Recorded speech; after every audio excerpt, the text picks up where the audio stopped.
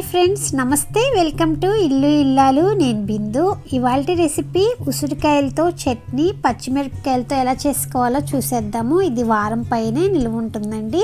ఎప్పుడు నిల్వ పచ్చడే కాకుండా ఇలా ఒకసారి ట్రై చేసి చూడండి. చాలా టేస్టీగా సింపుల్ ఇంగ్రీడియంట్స్తో ఎలా చేసుకోవాలో చూసేద్దాం. చాలా ఈజీగా ఉంటుందండి. ఇది తయారీ విధానం కూడా ఇలా సన్నగా పీసెస్ లాగా కట్ చేసుకోవాలి. ఉసిరికాయ ముక్కల్ని మీకు క్వాంటిటీ ఎన్ని కావాలంటే అన్ని వీటిని కట్ చేసుకోవచ్చు. ఇవి మిక్సీ జార్లోకి వేసుకుని ఈ విధంగా ఇందులోకి కొద్దిగా కొత్తిమీరని కూడా వేసుకుని, అలాగే మీకు ఘాటుకు సరిపడా పచ్చిమిరపకాయలని వేసుకోండి.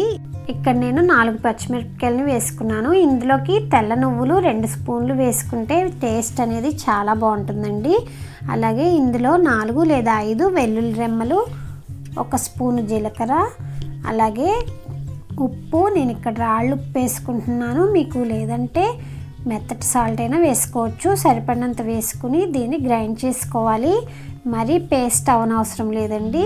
చూడండి, ఈ విధంగా టెక్స్చర్ ఇలా గ్రైండ్ అయితే సరిపోతుంది. మరి ఫైన్ పేస్ట్ అవనవసరం లేదు.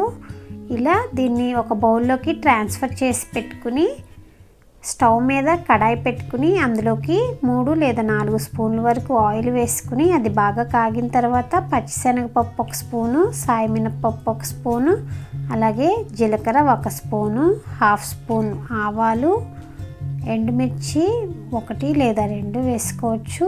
అలాగే కరివేపాకు వేసుకుని తాలింపు పెట్టుకోవాలి. ఇలా మీకు ఇందులో కావాలంటే ఇంగువైనా వేసుకోవచ్చండి. ఇది ఈ విధంగా చట్నీలో మిక్స్ చేసుకుంటే అంతేనండి. చాలా ఈజీగా ఉసిరికాయ పచ్చిమిరపకాయలతో చట్నీ ఇలా ప్రిపేర్ చేసుకుని వేడివేడి అన్నంలోకైనా రోటీస్లోకైనా చాలా టేస్టీగా ఉంటుంది. ఎప్పుడు నిలవ పచ్చడే కాకుండా ఇలా ఒకసారి ట్రై చేసి చూడండి. మీ ఇంట్లో అందరికీ నచ్చుతుంది. మీకు కనుక ఇది నచ్చితే మీ ఫీడ్బ్యాక్ని కమెంట్ సెక్షన్లో కమెంట్ చేయండి. ఈ వీడియో కనుక మీకు నచ్చినట్లయితే లైక్ చేయండి, షేర్ చేయండి, సబ్స్క్రైబ్ చేయండి. Thanks for watching.